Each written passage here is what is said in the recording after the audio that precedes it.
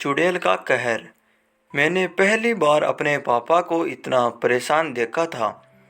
उन्होंने आगे कहना शुरू किया, बेटा मुझे लगता है हमें कुछ बड़ा सोचना पड़ेगा। इससे पहले कि वह हमारे परिवार के साथ कुछ गलत करे, हमें उससे बचने का उपाय करना होगा। मैंने हाँ में अपना सिर हिलाकर सहमति दी। कुछ देर बाद हम कमल जी से मिलने पहुंच गए। पापा ने उन्हें सारी बात बताई। कमल जी ने यह सब सुना और कहा, यह भी हो सकता है कि हरिया को कुछ पता ही न हो, वह अपने मन से बातें बना रहा है। इस पर मेरे पापा ने कहा, नहीं कमल, ऐसा नहीं है। वह चुड़ैल हरिया के जरिए अपना संदेश हमें पहुंचाती रहती है। वह बहुत चालाक है। चलो एक बार उस तांत्रिक को यह सब बताते हैं, क्योंकि उसके काले धागे की वजह से ही वह हम पर हमला नहीं कर पा रही है। अगले दिन हम दोनों कमल जी के साथ उस तांत्रिक के पास पहुंच गए। पूरी बात सुनने के बाद उसने कहा, हाँ मुझे भी कुछ तो गलत लग रहा था कि इतनी आसानी से वह कैसे मुक्त हो गई। मुझे लगता है जब मैं आंखें बंद करके मंत्र का उच्चारण कर रहा था, वह उसी समय चली गई थी। तांत्रिक की बात सुनकर हम तीनों बहुत डर गए थे। हमें एहसास हो गया था कि यह तांत्रिक कुछ नहीं कर पाएगा, इसलिए हम बिना कुछ बोले वहां से बाहर आ गए।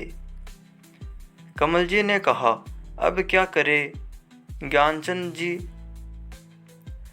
उनकी बात सुनकर मेरे पापा ने कहा, चलो आज ही गांव चलते हैं। वहां उन एक गंगा ताई ही है जो अब हमें कोई रास्ता दिखा सकती है। बस दुआ करो कि वो जिंदा हो। बहुत साल से उनकी कोई खबर नहीं मिली है।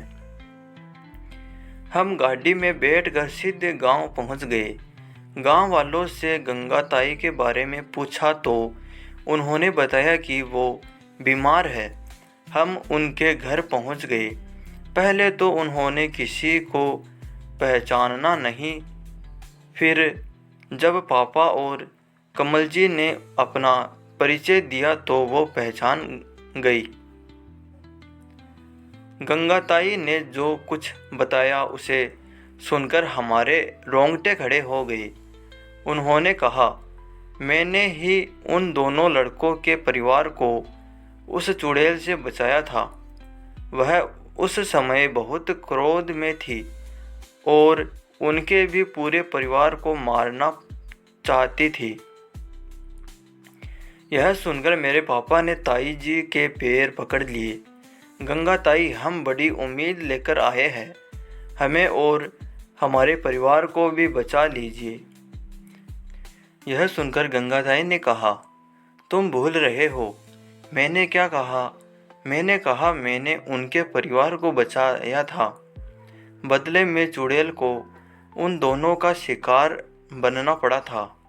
अगर तुम्हें अपने परिवार को बचाना है तो तुम दोनों को मारना पड़ेगा। तभी मैंने कहा, नहीं यह कैसे हो सकता है? छोड़ो पापा, जो होगा मिलकर सह लेंगे। मैं अपने पापा को मरने नहीं दे सकता। गंगादाई चिल्लाकर बोली, तो क्यों आए हो मेरे पास? चले जाओ यहाँ से और मरो जाकर। मेरे पापा और कमल जी ने किसी तरह उन्हें शांत किया। तब गंगाताई ने कहा, सुनो, मैं उस चुड़ैल को बुलाऊंगी, फिर तुम्हें उसे सौंपने का वचन दूंगी। बदले में तुम्हारे परिवार को छोड़ने का वचन उससे लूंगी। मंजूर है तो बोलो। कमल जी बोले, हमें मंजूर है भाई ज्ञानचंद। हमने तो पूरी जिंदगी देख ली, जब परिवार ही नहीं रहेगा तो जीकर क्या करेंगे? अपने परिवार के लिए हमें अपने प्राण देने चाहिए।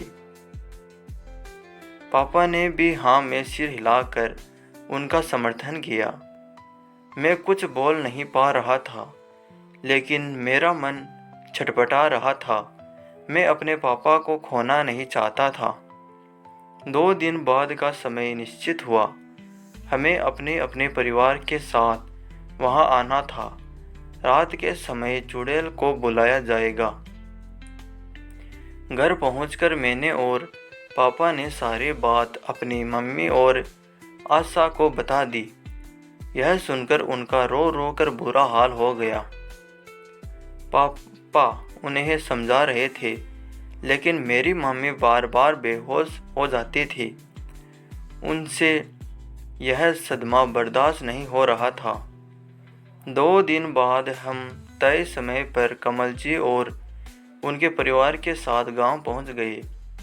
गंगाताई ने वहां कुछ तंत्र मंत्र का सामान इकट्ठा किया था। कुछ देर बाद उन्होंने कुछ मंत्र बोलने शुरू की। कुछ ही देर में हमें एहसास हो गया कि कोई शक्ति हमारे आसपास भटक रही है। गंगाताई ने उन्हें ललकार कर कहा, क्यों इन्हें परेशान कर रही है?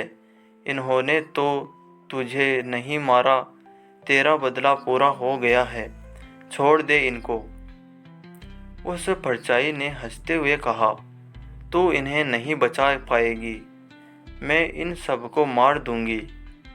गंगाताई बोली, इनके परिवार को छोड़ दे, बदले में मैं इन दोनों को तुम्हें सौंप दे दूंगी।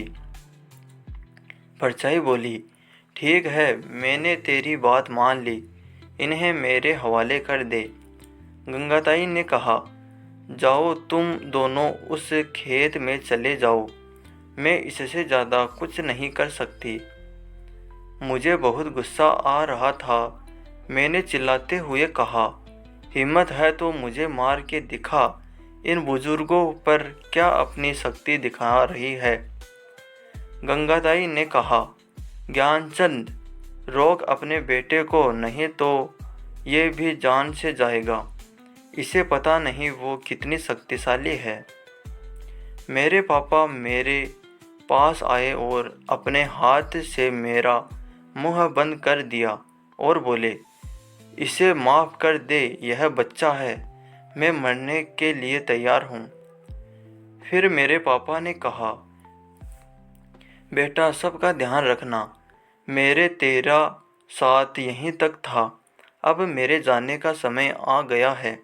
मैंने आज तक कभी हिम्मत नहीं हारी, तू भी हिम्मत से काम लेना। यह सब देख कर मेरी माँ बेहोश हो गई। मेरी पत्नी आशा रो रही थी और माँ को संभाल रही थी। कुछ ही देर में कमल जी मेरे पापा को साथ लेकर उस खेत में चले गए। कुछ देर वो हमें दिखाई दिए और फिर आंखों से ओझल हो गए। उनके जाते ही उनका परिवार और हम सब रोने लगे। गंगाताई ने कहा, तुम लोगों के कारण ही उन्होंने कुर्बानी दी है। अब तुम यहीं सुबह तक इंतज़ार करो, सुबह ही हम खेत में जाएंगे। हम वहीं बैठकर सुबह होने का इंतज़ार करते रहे।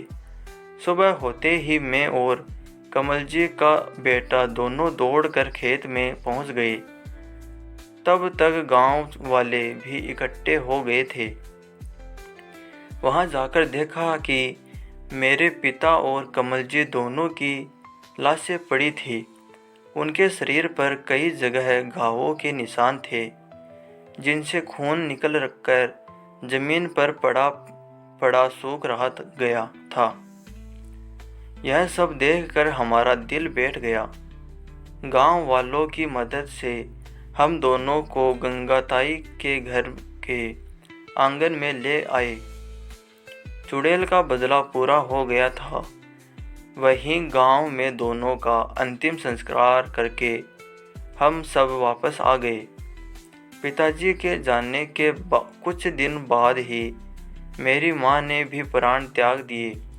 ये सदमा वो बर्दाश्त नहीं कर पाई। आज कई सालों बाद भी मैं ये सब सोचकर सिहर जाता हूँ। आज भी मेरा मन करता है कि उस चुड़ैल से बदला लूँ, लेकिन यह सब शायद हमारे वश में नहीं है। तो दोस्तों, आपको कहानी कैसी लगी हमें कमेंट कर ज़रूर बताइए और प्लीज़ वीडियो को लाइक कीजिए और चैनल को सब्सक्राइब कीजिए। Thank you.